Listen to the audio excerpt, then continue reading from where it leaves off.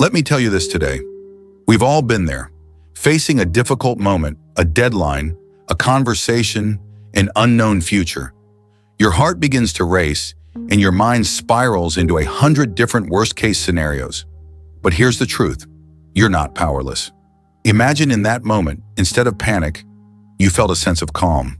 What if you had a tool, a single ancient question that could help you quiet that rising wave of anxiety? This is a proven mental framework, a principle that has existed for over 2,000 years. It doesn't require hours of therapy or complex techniques. It requires just one question, a question that, once you learn to ask it, can give you a clarity and peace you may not have felt in years. Stay with me, because what I'm about to share is a practical tool that can fundamentally change your relationship with stress and worry.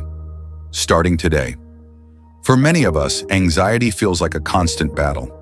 It's that 3 a.m. wake-up call where your mind decides to replay every mistake you've ever made. It's that sense of dread before a big meeting or the persistent worry about the people you love. We are told to just relax or think positive. But if it were that easy, no one would feel anxious. The truth is, you can't fight anxious thoughts by simply forcing more thoughts.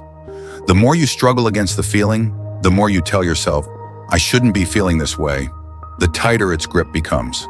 This is how we get stuck in a loop. We start worrying about being worried. The Roman philosopher Seneca, a master of the human condition, wrote about this. A common translation of his letters reads, "We suffer more often in imagination than in reality." This is the core of the problem. Our minds create terrifying stories about the future, disasters that are yet to happen and most likely never will. This isn't a personal failing. It's how our brains are wired to look for threats. But in the modern world, those threats are often abstract, which can leave our threat response system running on overdrive. We're left spinning our wheels, exhausted and overwhelmed, convinced we have no power to stop it. But that is where we are wrong.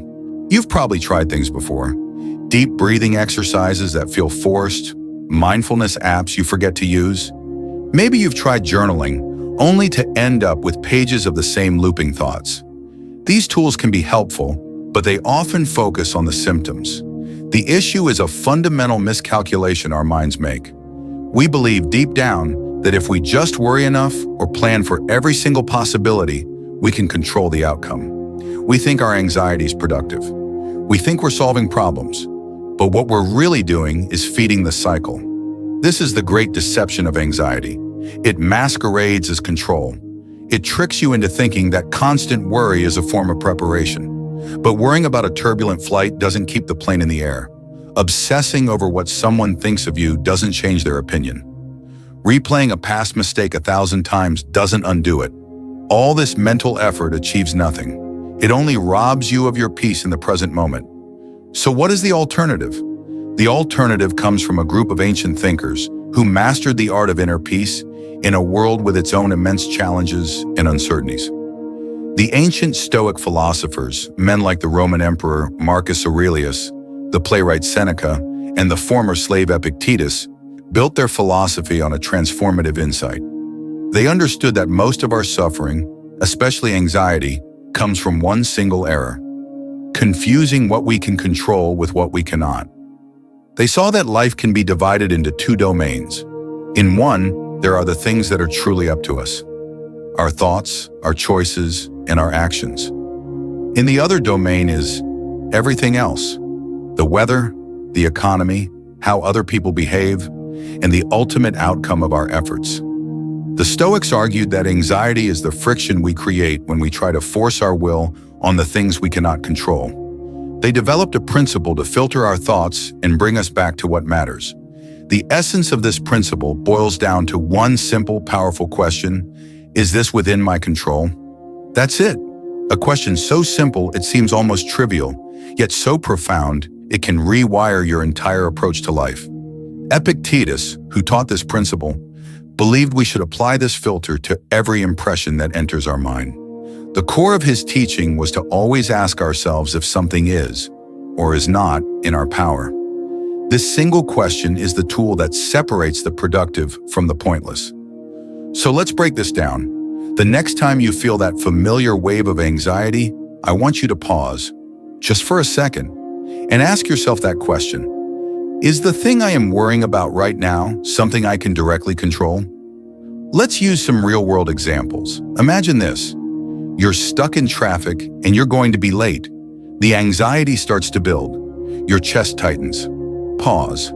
Ask the question, is the traffic itself within my control? The answer is an immediate no. You cannot magically move the cars. So any energy spent fuming or worrying is wasted. Now reframe it. What is within my control in this situation?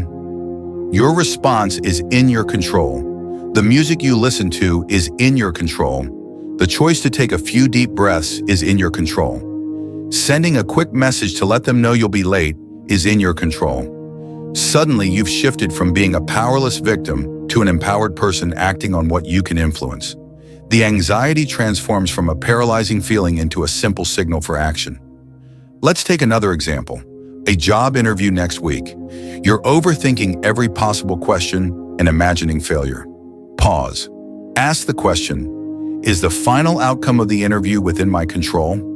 No. The interviewer's mood, the other candidates, those things are external.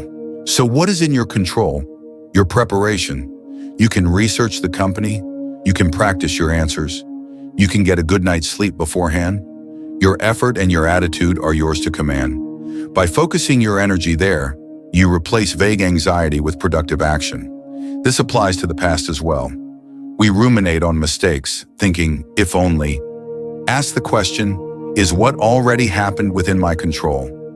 No, the past is done, but your ability to learn from that mistake is in your control. The choice to make a better decision today, that is entirely up to you. A thought from the great Stoic emperor Marcus Aurelius is often translated as, you have power over your mind, not outside events. Realize this, and you will find strength. This question is the tool that helps you realize that truth in the heat of an anxious moment. Knowing the question is the first step. Applying it is where the transformation happens. When you ask, is this within my control? And the answer is no, your task is to consciously let it go. This requires intention. You need to signal to your brain that this thought no longer serves you. One powerful technique is to visualize the worry. Picture the thought on a piece of paper in your mind. See the words, what if they don't like me? Then mentally crumple that paper and watch it disappear. This symbolic act reinforces your decision to disengage. It's a declaration that you will no longer spend your energy on things that are not yours to control. Now, what if the answer to the question is yes? This is where the magic happens. If what you're worried about is within your control, your anxiety is no longer an enemy. It becomes a compass. It is a source of fuel, not fear. The anxiety is simply a signal from your brain that something important needs your attention. If you're anxious about a deadline, you realize your effort is in your control. The anxiety is now a clear call to action. Break the project down and start the first small step. The energy that was fueling the worry is now channeled into productive work. Action builds confidence, which calms the anxious mind. This is the purpose of the Stoic question. It's not about forcing your thoughts to go away. It's about changing your relationship to them. It's about taking the frantic energy of worry and converting it into calm, focused, deliberate action. For centuries, this simple principle, distinguishing what is and is not in our control, has been a bedrock for finding peace. It's a tool for mental clarity, a first aid kit for the anxious mind. It's not a magic pill that will make all your problems disappear, but it is a switch that can turn off the engine of overthinking. It gives you back your power by reminding you where your power truly lies. Not in controlling the world, but in controlling your response to it. So here is my challenge to you. The next time you feel that wave of anxiety, don't just forget what you learned. Stop, breathe, and ask the question. Test it on a small worry today, and then a bigger one tomorrow. Practice it until it becomes second nature. This is not just an idea, it's a muscle you can build. And I want to hear from you. Your journey can inspire others. Let me know in the comments. What is one thing you are choosing to let go of today because it is not within your control? By sharing, you take another step in reclaiming your peace, and you might just help someone else reclaim theirs.